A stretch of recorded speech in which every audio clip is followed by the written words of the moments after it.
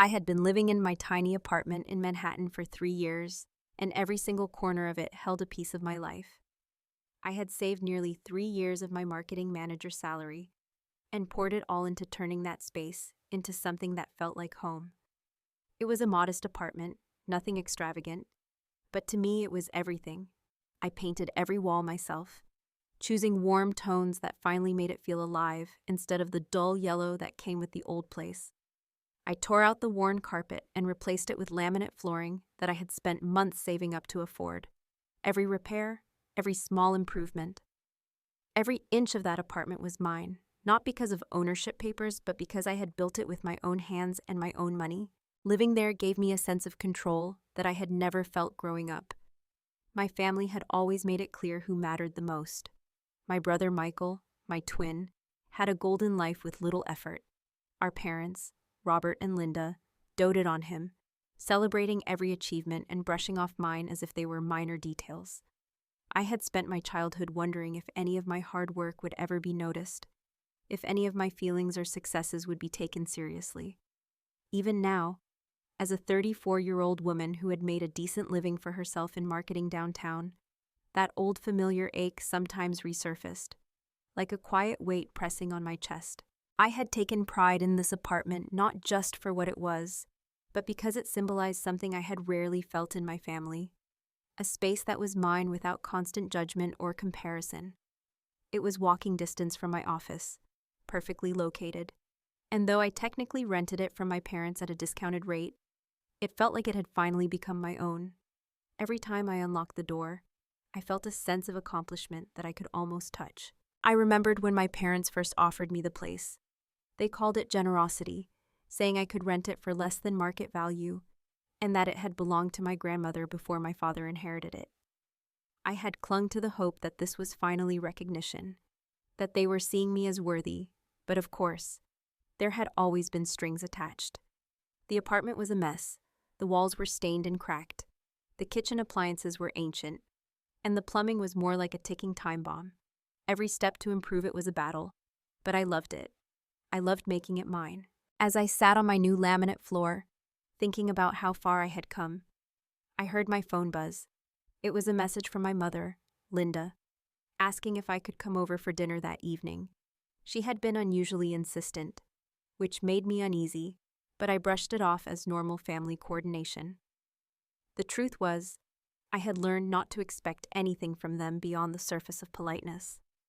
Even their rare gestures of kindness often carried a hidden agenda. That evening I dressed carefully, choosing a blouse and slacks that felt professional but approachable.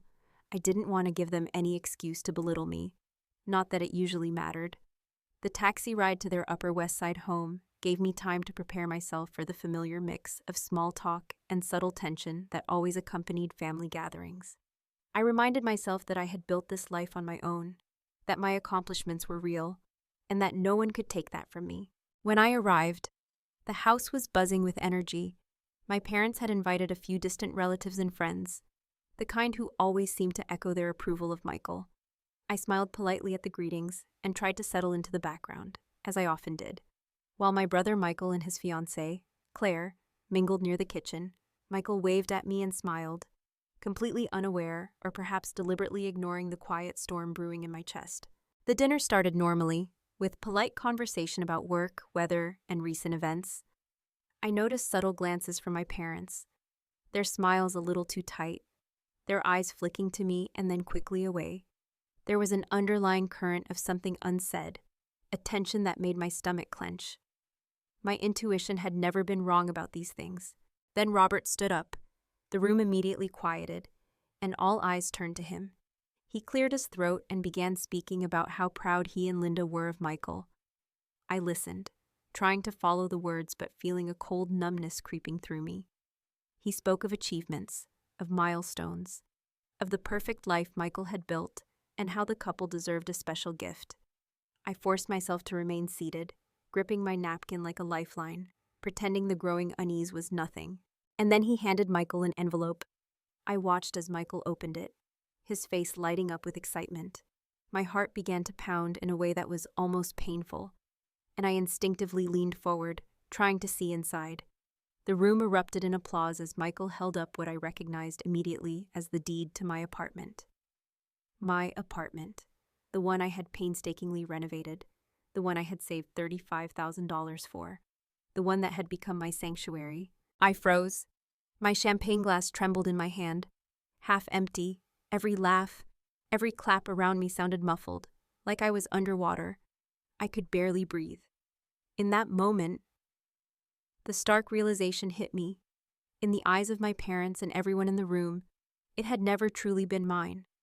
It was always just an object to be handed off, and I was always an afterthought.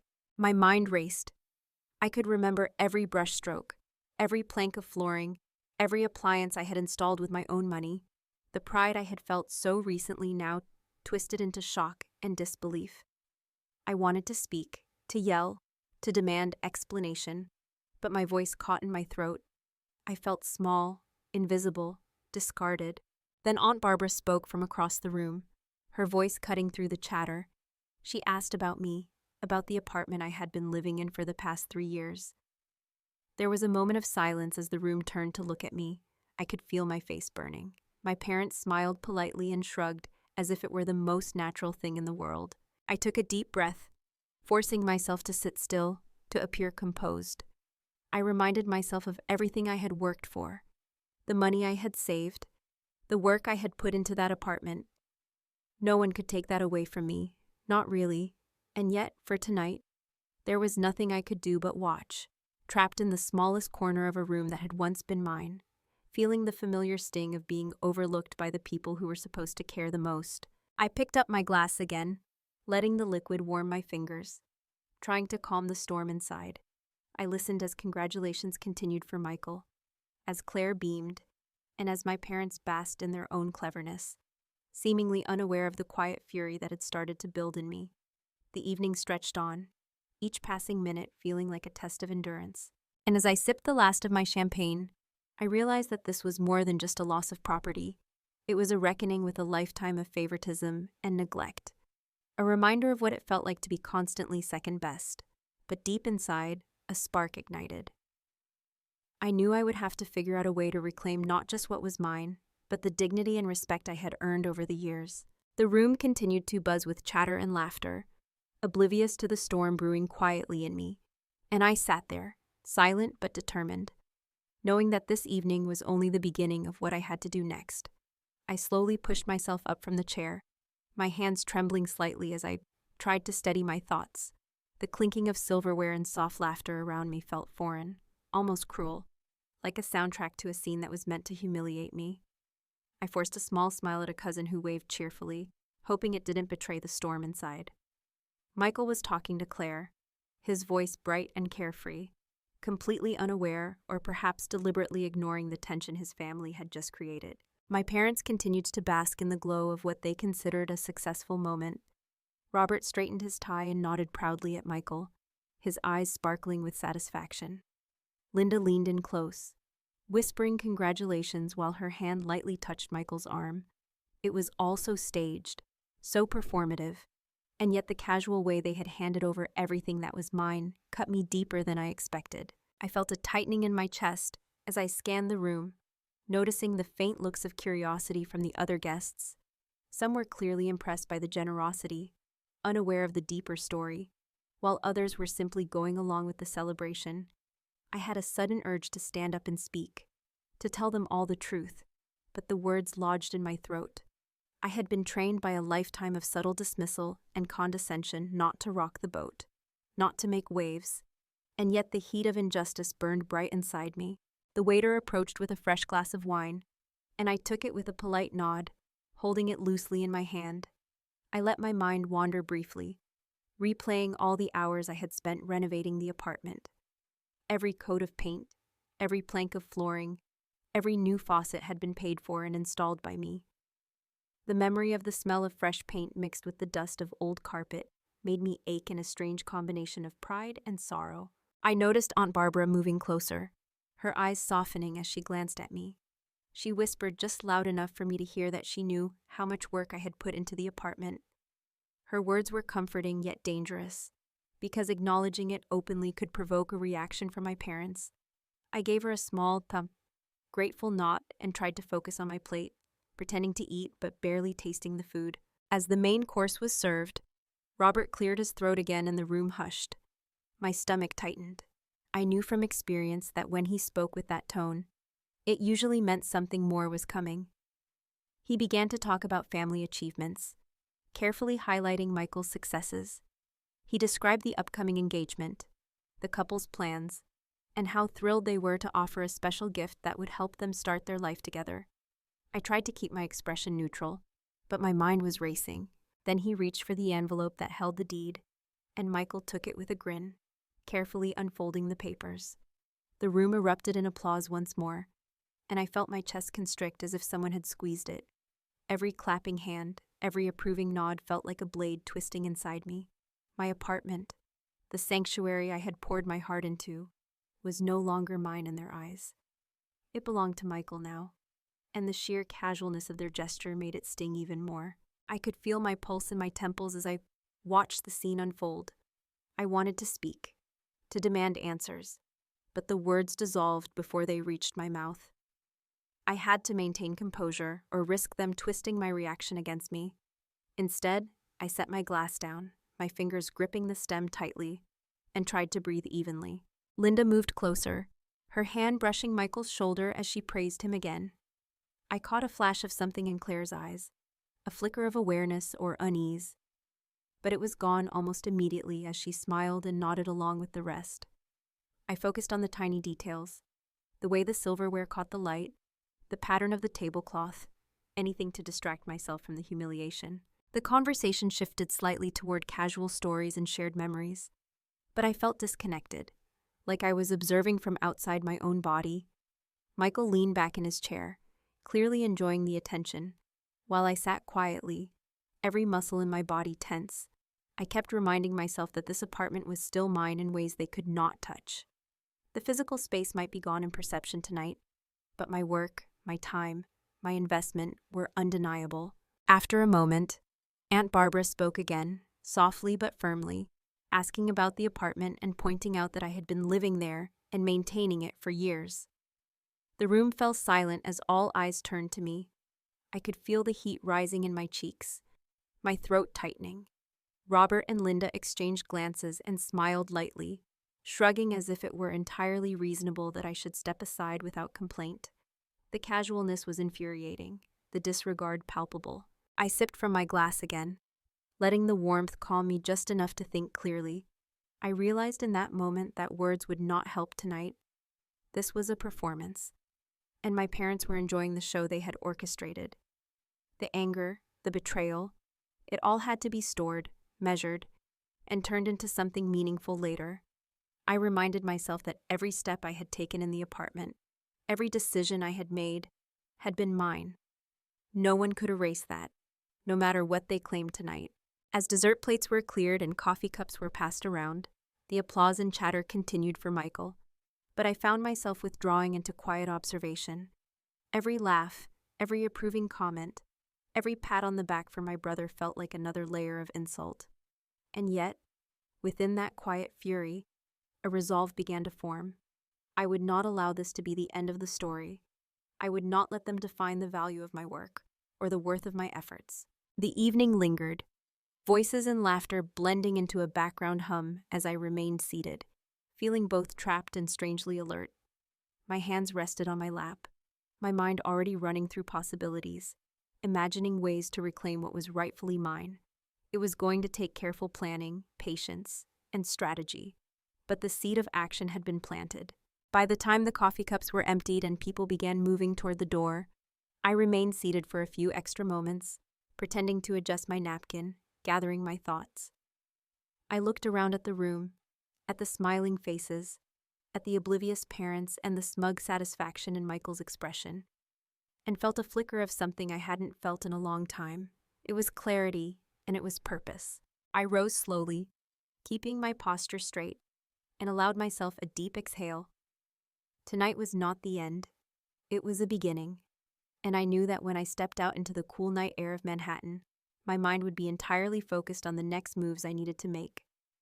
I stepped out into the crisp Manhattan evening, the city lights reflecting off the wet pavement from an earlier drizzle. My mind was racing, but I forced myself to slow down and focus on each thought. The apartment I had poured 3 years of my salary into, the space I had turned into a home, was no longer mine in the eyes of my family. The weight of that reality pressed on me, but beneath it, a spark of determination had begun to glow. As I walked toward the subway, I replayed the evening over and over, the scene of my parents handing the deed to Michael, the polite applause of relatives, the way Claire had smiled politely while clearly unaware of the chaos her fiancé had helped create.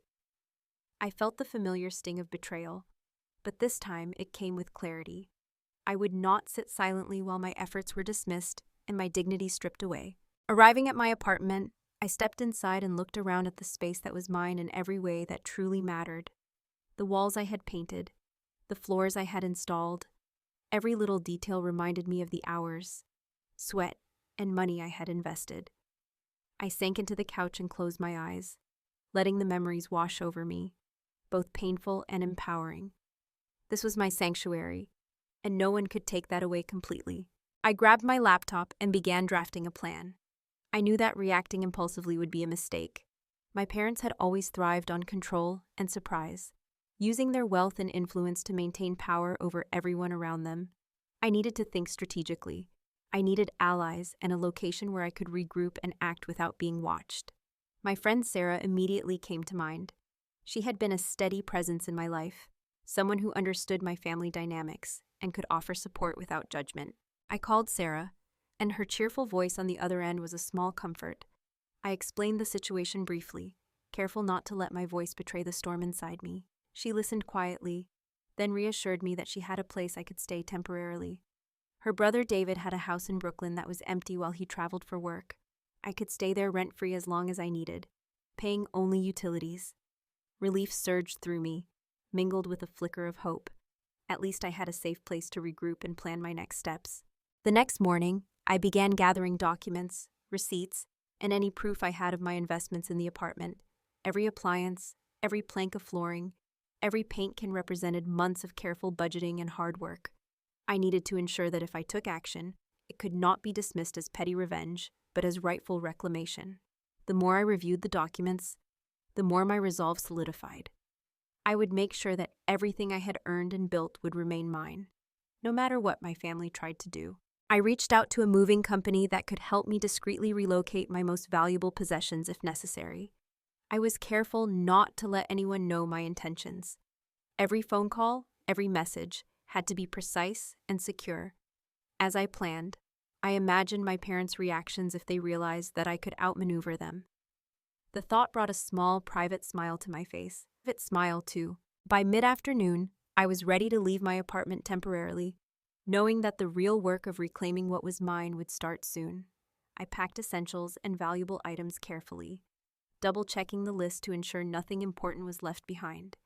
I had learned over the years that meticulous planning was the only way to survive in a family that thrived on manipulation and favoritism.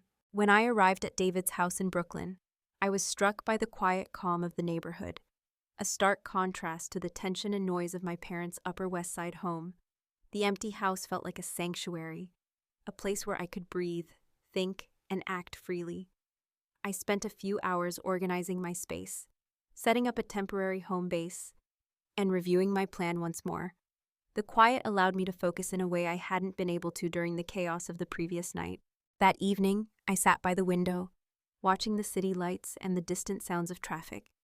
I allowed myself to feel the full weight of the evening before, the anger, the humiliation, and the betrayal. But alongside those emotions, there was determination. I knew exactly what had to be done. I could not allow my parents and Michael to casually strip me of what I had earned. I would take action carefully, thoughtfully, and with full precision. I thought about Michael and Claire, about the oblivious relatives at the dinner, and about my parents' smug satisfaction. I envisioned the steps I would take, the timing, the coordination, and the way everything would unfold to ensure that my work, my investment, and my dignity were fully respected. It was not just about property. It was about recognition, about fairness, about reclaiming control over my life. As I laid out my plan, I felt a sense of focus that had been missing for years. Every decision would be deliberate, every move calculated. The storm of emotions that had threatened to overwhelm me the night before was now channeled into purpose. I knew that this was only the beginning of a process that would take patience, precision, and courage. I ended the night reviewing my documents once more, ensuring that I had every receipt, every contract, and every piece of evidence in order. The apartment, the appliances, the floors, every investment I had made would not be ignored or dismissed. I could feel the empowerment building, a quiet, burning force that would guide my next actions. Before turning off the lights, I allowed myself one moment to reflect on how far I had come. From a young girl overlooked by her parents to a woman who had fought for her independence, I had learned resilience. Tonight, the lesson was clear. The world might try to take what was mine or diminish my accomplishments, but I would not be passive. I would act, and I would act wisely. I finally lay down, the city outside humming softly, and let my mind wander through the possibilities of what was to come.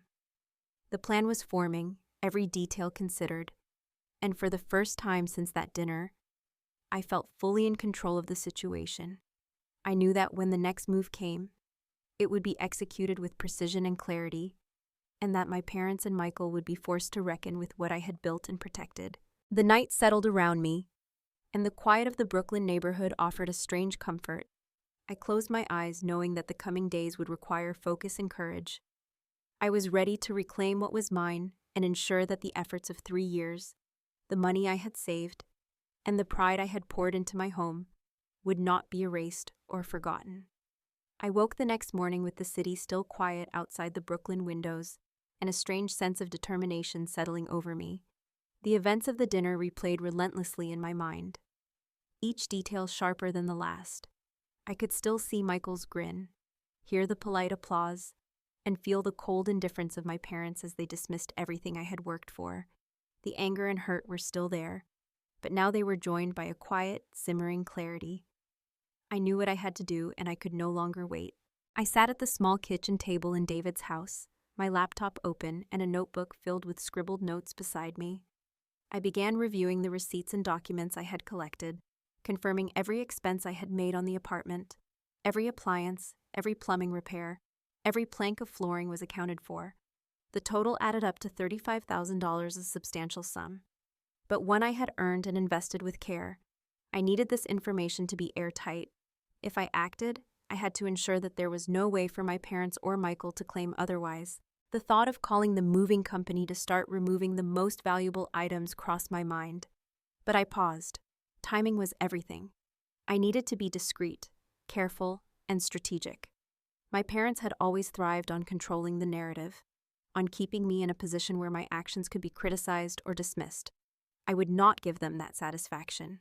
I made a list of the items I would prioritize: the new refrigerator, the stove, the laminate flooring, the bathroom fixtures, and the appliances I had purchased personally. Each item was a symbol of my labor, my investment, and my claim. I could hear the city waking outside as the sun climbed higher, the distant hum of traffic mixing with the occasional siren. My hands shook slightly as I typed emails and made calls, arranging a crew that I trusted, people who would follow instructions without question. Every phone call had to be clear and precise. There was no room for mistakes. I thought about the last time I had tried to assert myself in front of my parents, and the way my confidence had been undermined. Not this time. This time, I would move with purpose and precision. The hours passed quickly as I organized the logistics. I made sure that the crew would arrive early in the morning, that each appliance and fixture would be removed methodically, and that everything would be transported to David's house where I could keep it safe. The process required careful planning, attention to detail, and above all, a sense of calm focus. I reminded myself repeatedly that this was not petty revenge. This was reclamation, reclaiming what was rightfully mine. By mid-afternoon, I took a short walk to clear my mind. The streets of Brooklyn felt alive, the sounds of children playing in the distance, neighbors greeting each other, and the familiar energy of the city grounding me. I thought about Michael, about how oblivious he had been to the work I had put into the apartment. I thought about my parents and their smug satisfaction, and I felt the tiniest flicker of satisfaction imagining their surprise when they realized that I was no longer powerless. Returning to the house, I began packing a few personal items I would need for the next few days. I carefully wrapped fragile items, organized important documents, and double-checked the list of possessions that were essential to my plan. I felt a strange sense of control returning with every item I secured, as if each small action was a step toward balancing the scales that had been tipped against me for so long. As evening approached, I called Sarah to confirm my temporary stay and review the plan one more time. She reassured me that everything would be fine and reminded me that she trusted me to make the best decisions. Her calm voice helped steady the storm in my chest. For the first time since the dinner, I allowed myself a sense of quiet anticipation, a feeling that the next steps could finally shift the balance in my favor. Later, I sat by the window, a mug of coffee warming my hands, and thought about the past. I remembered the hours I had spent alone in that apartment, working tirelessly on repairs and renovations. I thought about the pride I had felt when each task was completed, and the quiet satisfaction of creating a home that was entirely mine. Now, that home had been handed to someone else, but I knew that the work, the investment, and the pride were indelibly mine. I imagined the look on my parents' faces when they discovered that I could not be dismissed so easily, that I could act in ways they had not anticipated.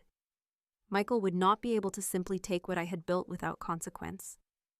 Every decision I made from this point forward had to be deliberate, every move calculated to ensure that I reclaimed what was mine in full. By the time night fell, I had reviewed the plan repeatedly, visualizing the sequence of events, the removal of appliances, the careful transportation to David's house, and the timing of each step. I felt a sense of empowerment building, a quiet, burning determination that had been absent for years. This was my chance to assert control, to transform my anger into action, and to ensure that the work I had invested 3 years of my life and tens of thousands of dollars into would not be erased. I placed the last of the documents into a folder and closed my laptop. The house was quiet, and for the first time since the dinner, I allowed myself to breathe deeply. I was ready to begin the process of reclaiming my home, my property, and my dignity. Tomorrow the crew would arrive, and everything would start to move into place. I felt a sense of anticipation and readiness that I had never felt before, the first true sense of agency I had experienced in a long time. As I set the folder aside and prepared for bed, I reflected on the steps I had taken to reach this point.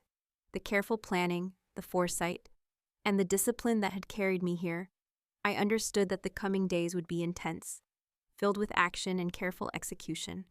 But I also knew that when the process was complete, I would have reclaimed not just physical objects, but a sense of power and validation that no one could take from me. I lay back and let the quiet of the Brooklyn night settle around me, the distant sounds of the city a constant reminder that the world continued to move outside.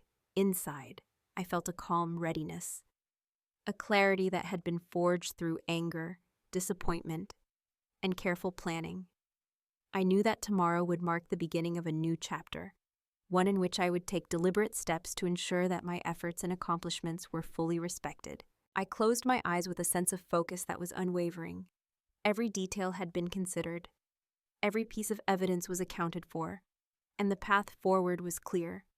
The storm of the past few days had been harnessed into determination. The city lights flickered outside the window as I drifted into a restless sleep, ready to face the actions of tomorrow, fully prepared to reclaim what was rightfully mine. The next morning, I woke with a sense of purpose sharper than ever. The city outside was alive with the usual hum of traffic and the distant sirens, but inside me, everything was calm, focused, and precise. I went straight to my laptop and reviewed my plan once more, checking every item, every receipt, and every document I had carefully collected over the past weeks. I knew that preparation was everything and that the tiniest oversight could undo everything I had worked toward. After a quick breakfast, I called Sarah. Her cheerful voice was a comfort as I explained in detail what I was about to do and why I needed her support. She didn't question me or try to offer opinions. She simply said that I could use her house for as long as I needed. She reminded me that David's house in Brooklyn was empty and safe, a perfect place to temporarily store anything I might need. Relief washed over me, followed by a flicker of excitement. Finally, I had a secure base where I could operate without interference or prying eyes. I grabbed my notebook and began outlining the next steps. The most valuable items would be removed first, and I had to ensure that each appliance, fixture, and piece of flooring was accounted for. I reviewed the crew I had lined up, making sure they understood my instructions to the letter. Each phone call was precise and deliberate. No room for miscommunication. I could almost feel the tension building in my parents' house without even being there. I spent the morning organizing my own belongings, wrapping fragile items carefully, labeling boxes, and double-checking the inventory of everything I had purchased or installed. I went over the receipts for the new refrigerator, the stove, the laminate flooring, and every bathroom fixture, knowing that legal clarity and documentation were as important as action itself. I imagined the faces of my parents when they realized that what they thought was a casual dismissal would meet careful planning and undeniable proof. By early afternoon, I took a short walk to clear my head. The streets of Brooklyn were quieter than Manhattan, and the neighborhood had a calm, almost protective energy that helped me think clearly. I rehearsed the logistics in my mind, imagining the crew arriving early in the morning, carefully dismantling the appliances, and moving everything to David's house. Every step had to be deliberate, and I had to stay focused on the goal without letting emotions cloud my judgment. Returning to the house, I packed a small bag with essentials for the next few days. I kept my most important documents close at hand, and I mentally rehearsed the timing of each step. The plan was coming together piece by piece, and for the first time in days, I felt a true sense of control. My parents had underestimated me, and I knew that I had the advantage now because I had patience, evidence, and strategy on my side. As the evening approached, I sat by the window with a mug of coffee, letting the quiet of the neighborhood settle over me. I thought about Michael and Claire, imagining their oblivious smiles and the casual way they had accepted something that had been mine. I felt a spark of satisfaction imagining the moment they would realize the careful planning that had gone into reclaiming what was rightfully mine. This was not about petty revenge, I reminded myself. This was about fairness, justice, and asserting the respect I had earned. I made one last call to the moving crew to confirm the start time for early the next morning. I repeated the instructions slowly and clearly, emphasizing which items needed priority and the careful handling required. The person on the other end of the line understood completely and assured me they would follow the plan exactly. The thought of everything moving into place without error made my chest tighten with anticipation. After the call, I reviewed the plan one more time. I imagined the sequence of events in detail: the crew arriving, carefully removing each appliance, packing the flooring, and transporting everything to David's house. I envisioned the look on my parents' faces when they learned that the apartment was not only emptied of the items I had invested in, but also that everything was properly documented and accounted for. The mental picture brought a small, private smile to my face. I spent the rest of the evening preparing mentally, making sure I had everything in order. I organized my documents into a folder I could carry with me, confirmed the addresses for delivery, and even thought through potential questions or challenges my parents or Michael might raise. Each detail mattered. The stakes were high, and I needed to act with precision and confidence. Before bed, I looked around the house one last time, noting the quiet calm that contrasted so sharply with the chaos of the past few days. The plan was in place, the logistics arranged, and the crew ready.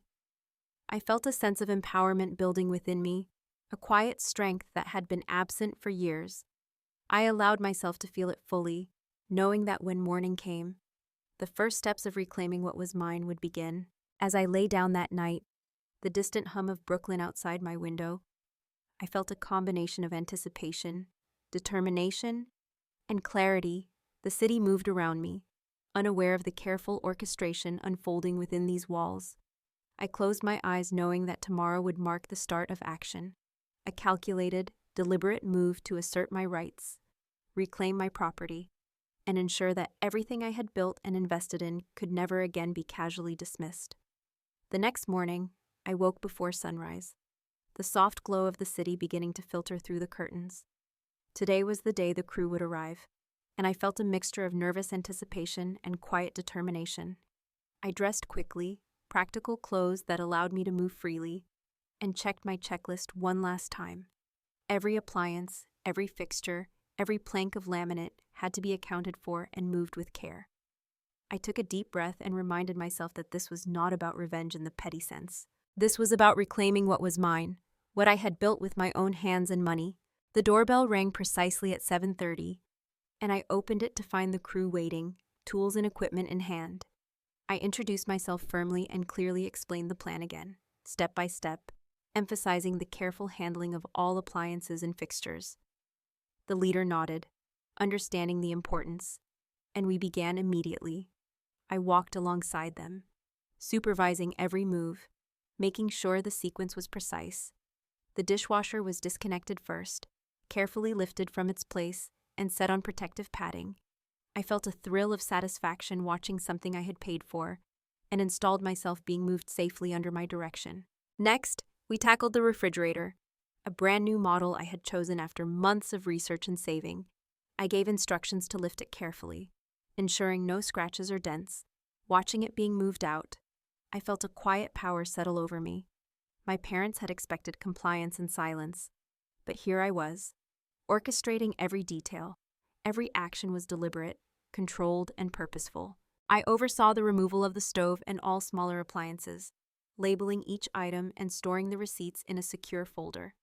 The electrical outlets were next, each one I had installed personally being carefully unscrewed and packed.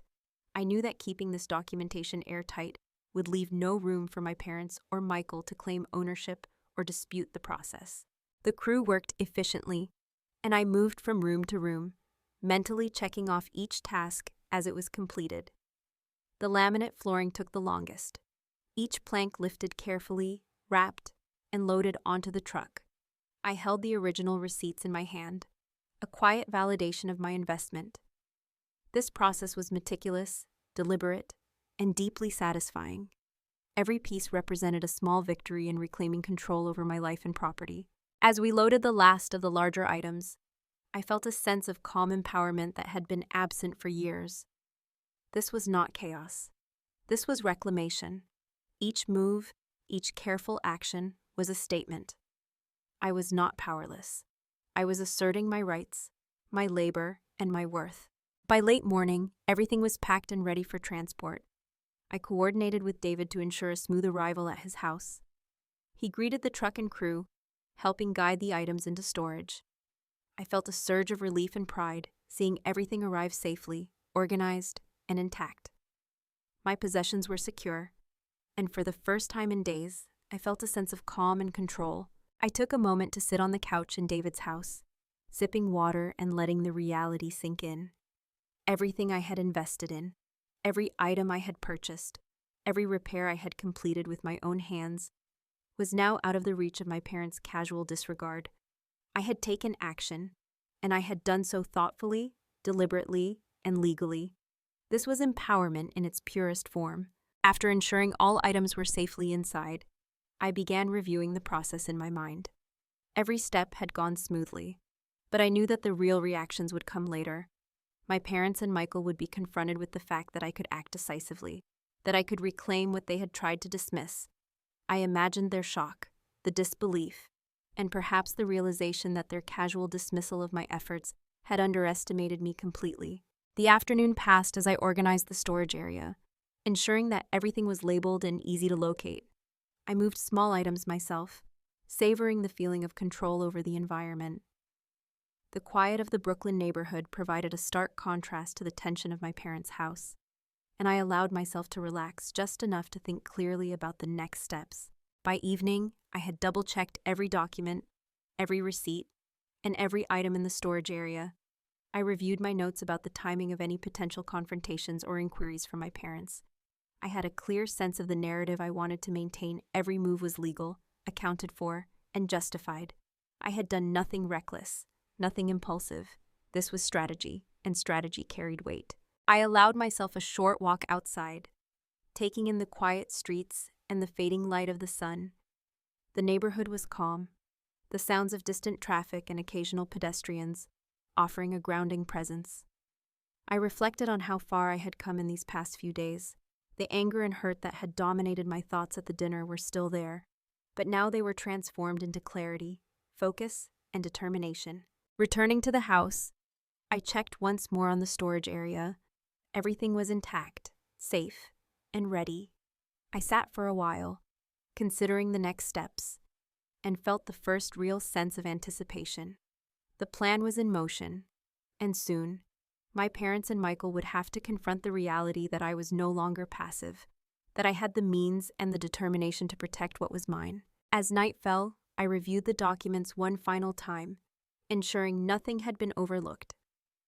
The quiet of the Brooklyn evening settled around me, and I allowed myself to feel a sense of accomplishment and empowerment.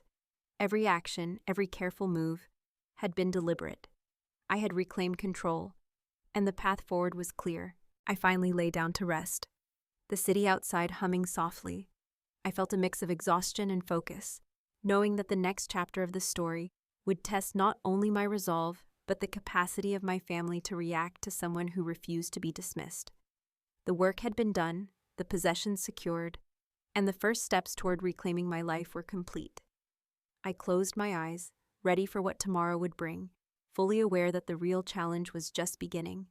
The next morning, the Brooklyn air felt crisp and full of possibility.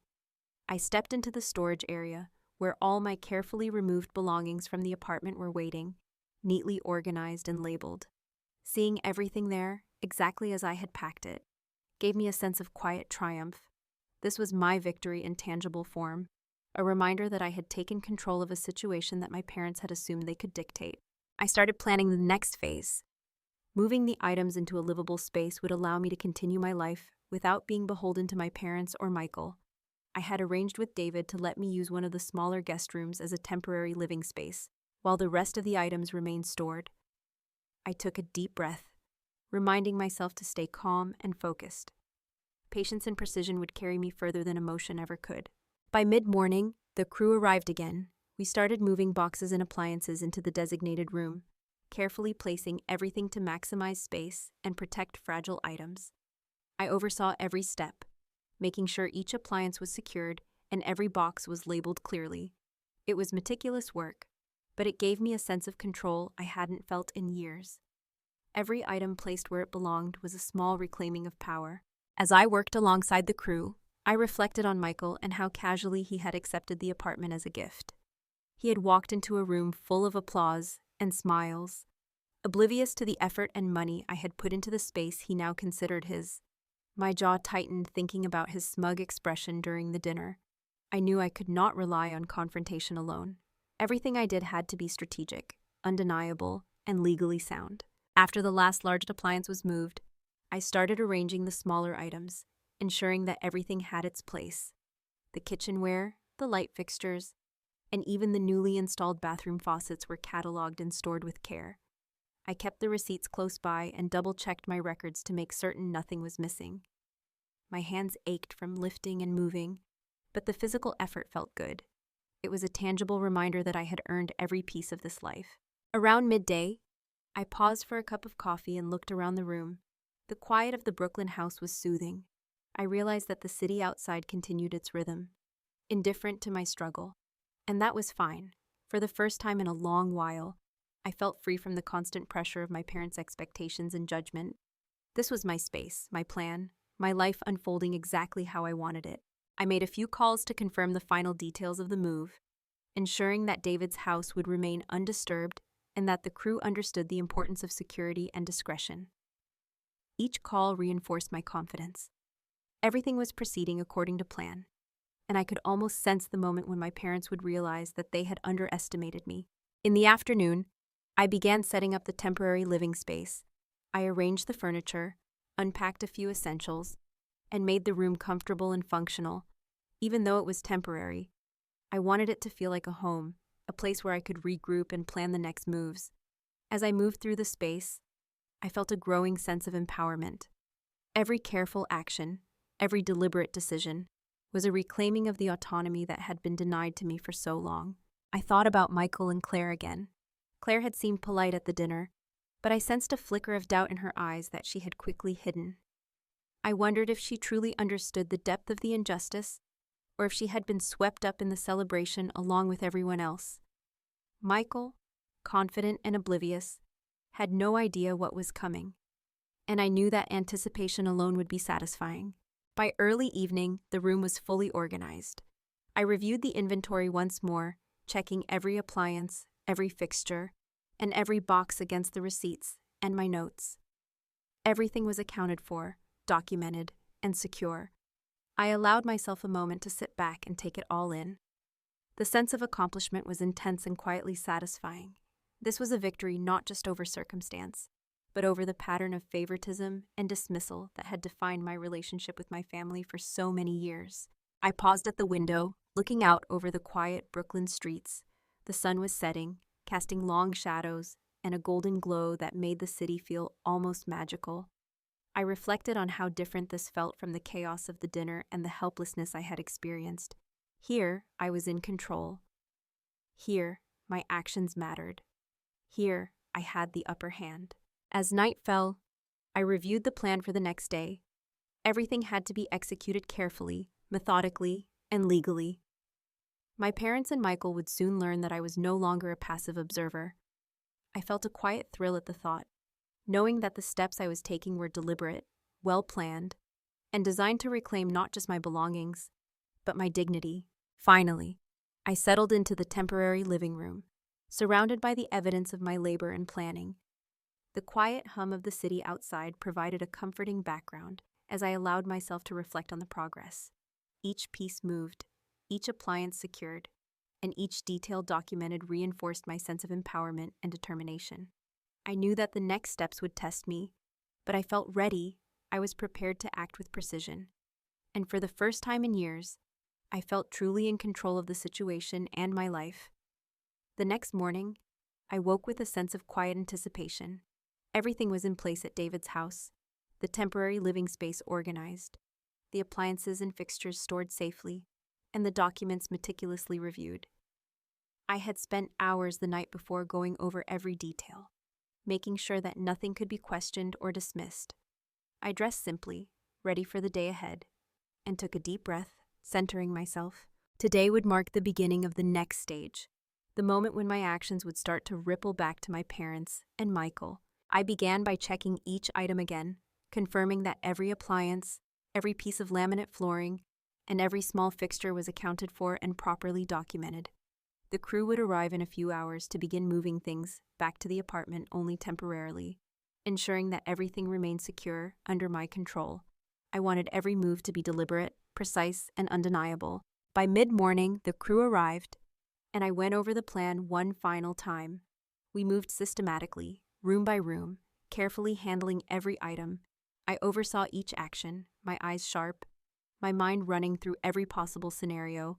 The process was methodical, and every small success, each appliance placed safely in the storage area, felt like a quiet triumph. The air was thick with a sense of purpose, and for the first time in years, I felt the calm certainty of control. During a brief pause, I sat down with a cup of coffee and allowed myself to reflect on what had brought me here. I remembered the dinner, the applause, the coldness of my parents, and Michael's oblivious grin. That moment had sparked a realization I could no longer be passive. I could no longer let my efforts, my labor, and my life be dismissed or taken for granted. Every action I had taken since had been a deliberate response, a reclaiming of what was mine. After the break, we continued with the heavier items. I watched the new refrigerator being carefully lifted onto protective padding and loaded onto the truck. Every movement was precise, every detail observed. The stove followed, and then the smaller appliances, each one wrapped and labeled. I held the receipts in my hand, a tangible proof of my efforts and my investment. I felt a small thrill of satisfaction imagining the moment when my parents would understand that I could not be ignored or underestimated. Around midday, I stepped outside to breathe, feeling the crisp Brooklyn air on my face. The neighborhood was quiet but alive, and the contrast between this calm and the tension of the past week was grounding. I thought about Michael and Claire, and how oblivious they had been to the work I had done on the apartment. I imagined the disbelief on their faces when they realized that I had the means, the evidence, and the plan to reclaim what was mine. Returning inside, I checked the items once more and began preparing the final stage. I organized the boxes, making sure that everything was easily accessible and documented in a way that would leave no question about ownership.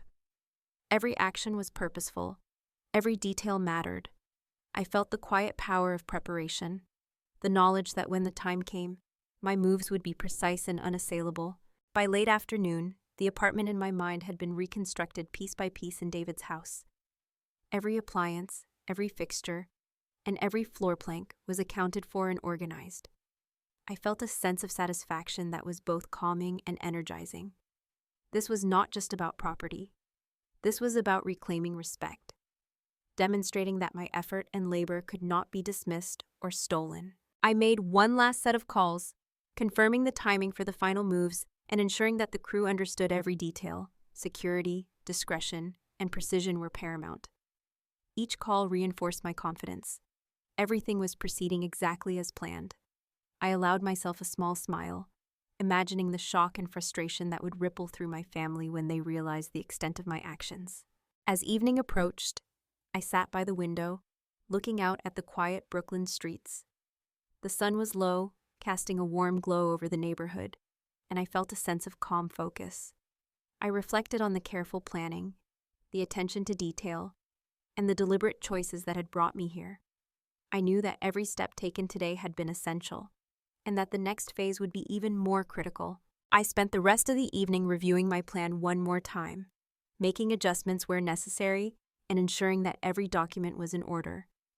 The quiet of the house allowed me to think clearly, to anticipate challenges, and to prepare mentally for the confrontation that was inevitably coming. I felt a quiet thrill at the thought of my parents and Michael realizing that I could act decisively, that I could reclaim what was mine, and that I would do so with precision and care. Finally, I prepared for bed, feeling the satisfaction of a day well executed. The city outside hummed softly, the distant sounds of traffic and occasional sirens providing a backdrop to my thoughts. I reflected on how far I had come, from feeling powerless and overlooked to this moment of preparation, control, and quiet empowerment. Tomorrow, the next steps would unfold, and I would be ready. As I lay down, I felt the calm before the storm, the anticipation of the days ahead, and the clarity that came from meticulous preparation. I knew that when the next phase began, everything I had done would converge to reclaim not just my property, but my sense of worth and autonomy. The quiet determination settled in me, and I closed my eyes, ready for the actions that would finally make the work of 3 years undeniable. The following morning, I woke early with a sense of sharp focus. Today, everything would come together, and I could feel the tension in my chest mix with anticipation. I dressed quickly, choosing practical clothing that allowed me to move freely and efficiently. The crew would arrive soon to begin the final steps of the plan, and I needed to oversee everything personally. By 7:30, this truck pulled up outside, and I stepped out to greet the crew. We reviewed the plan once more, carefully walking through the sequence of moving each appliance, fixture, and box. I emphasized the importance of precision and discretion, making sure that each step was deliberate and documented.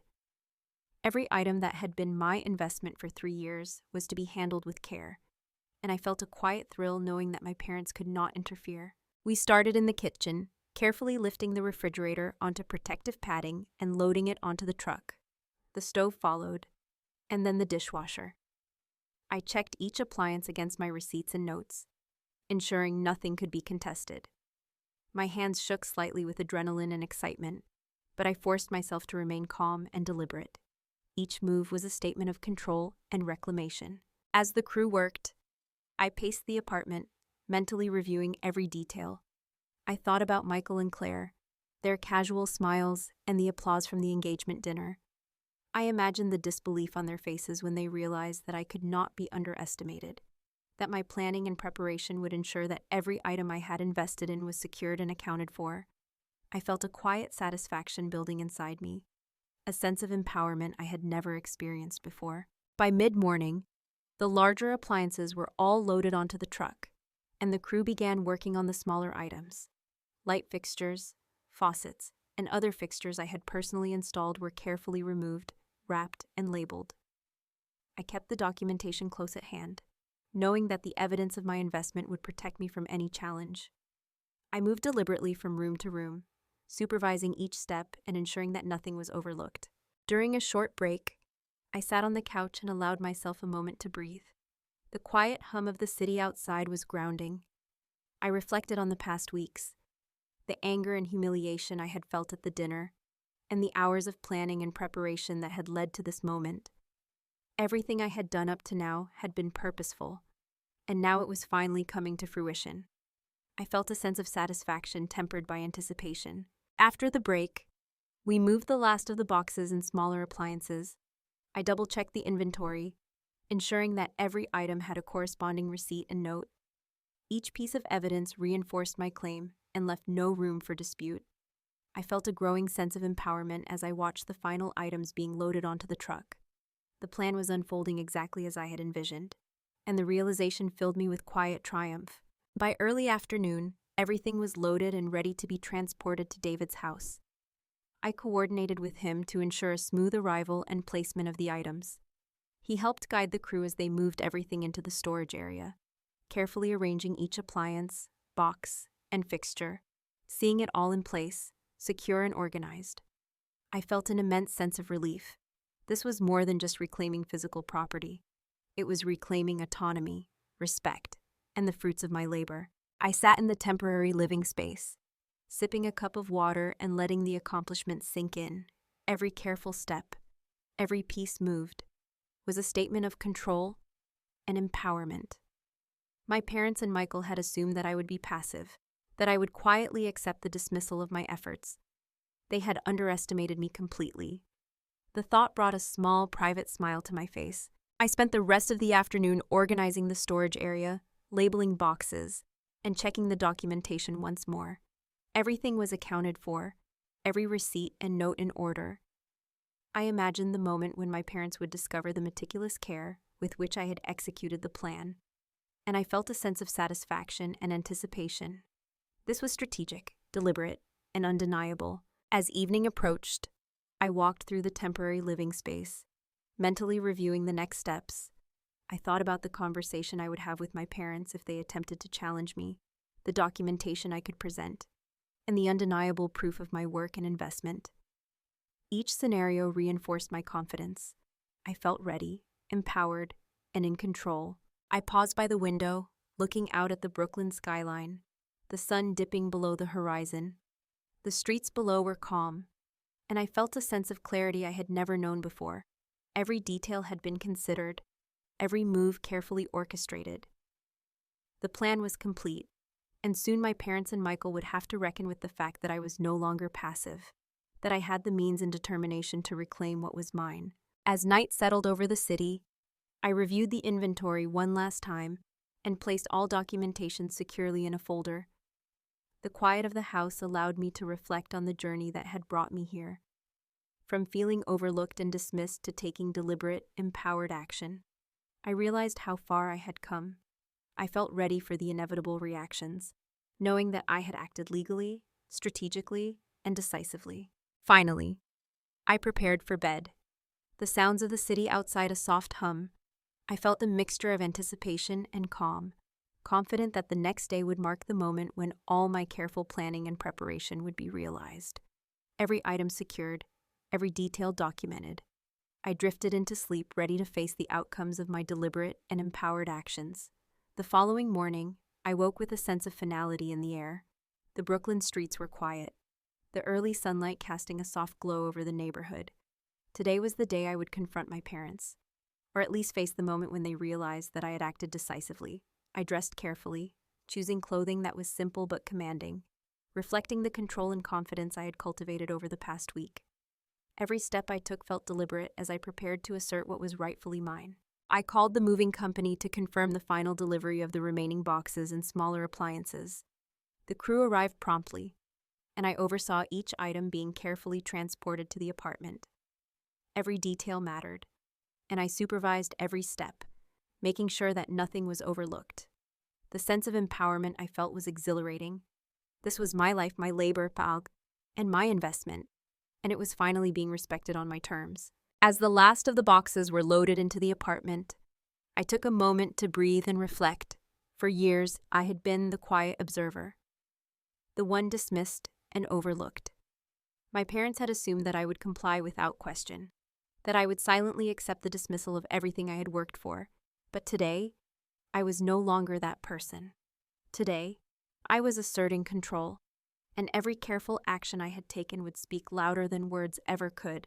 By mid-morning, the truck had returned, and we began unpacking and placing each item back into the apartment. The kitchen appliances were set in their rightful positions, the light fixtures and bathroom fixtures reinstalled, and the laminate flooring returned to the rooms where I had first laid it with my own hands. Each move reinforced my presence, my claim, and my authority over the space I had transformed through effort and dedication. As I worked alongside the crew, I imagined my parents arriving, stepping into an apartment where every detail reflected my labor, my choices, and my investment. The thought of their surprise and disbelief brought a quiet thrill, a satisfaction that went beyond material possessions. This was about respect, recognition, and reclaiming my voice after years of being overlooked.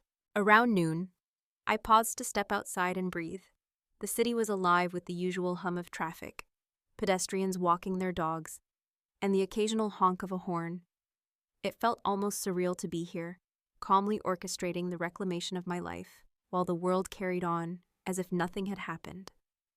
I thought about Michael and Claire, about the polite smiles and applause at the engagement dinner, and I felt a sense of vindication knowing that the narrative had shifted entirely in my favor. Returning inside, I supervised the placement of the final items. Every appliance was plugged in, every fixture installed, and every box carefully unpacked and organized. I checked each document once more, confirming that all receipts and records were in order. My parents could not dispute my ownership, nor could they dismiss the careful planning and execution that had led to this moment. Every detail was indisputable. As evening approached, I finally allowed myself to sit down on the couch, the same couch I had purchased and cherished for years. I looked around the apartment, every room a reflection of my choices and labor. The sense of accomplishment was overwhelming. I had not only reclaimed what was mine, but I had done so thoughtfully, legally, and decisively. This was the culmination of months of planning, preparation, and careful execution, and it felt deeply satisfying. Shortly after, my phone began to buzz with calls and messages. My parents were calling frantically, their voices tight with disbelief and frustration. Michael's messages were sharp, demanding answers. I let them go to voicemail, taking my time to savor the quiet control I now had over the situation. When I finally answered, I spoke calmly and firmly, explaining that everything had been handled legally and with proper documentation, and that every item that had been my investment was now secured under my name. Their protests faltered, and I could hear the confusion and shock in their voices. By nightfall, the apartment was fully restored and secured. I had asserted my claim, reclaimed my labor, and established a sense of authority that could not be questioned. I felt a mixture of exhaustion and triumph, knowing that the journey had been long and difficult, but entirely worth it. I allowed myself a moment to reflect on how far I had come. From a person overlooked and dismissed to someone who could act decisively, strategically, and confidently, I settled onto the couch with a glass of wine, looking around the space that was now fully mine. The city outside hummed softly, and I felt a deep sense of peace. My parents and Michael had learned, in their own way, that underestimating me was a mistake. I had acted with precision, patience, and purpose, and I had won not through confrontation alone, but through careful planning and decisive action. Before heading to bed, I reviewed the documents one final time, making sure everything was in order. The apartment was secure, my possessions accounted for, and my plan complete. I felt an immense sense of validation, a quiet joy that came from knowing I had reclaimed control over my life and property. The power dynamic that had been unbalanced for years had shifted, and I could finally breathe freely. As I closed my eyes, I reflected on the lessons I had learned. Standing up for yourself is not selfish. Protecting your labor, your investments, and your dignity is not petty. Sometimes the most satisfying victories come not from confrontation, but from careful, deliberate action. I felt proud, empowered, and at peace, knowing that I had handled everything with grace, intelligence, and precision. If you've ever felt overlooked or dismissed, remember that your efforts, your time, and your achievements matter. Take control where you can, plan carefully, and act with purpose. Life may test you, but your strength and determination can turn the tide. Make sure to share your story, and don't forget to stay tuned for more journeys of resilience, empowerment, and standing up for what's right.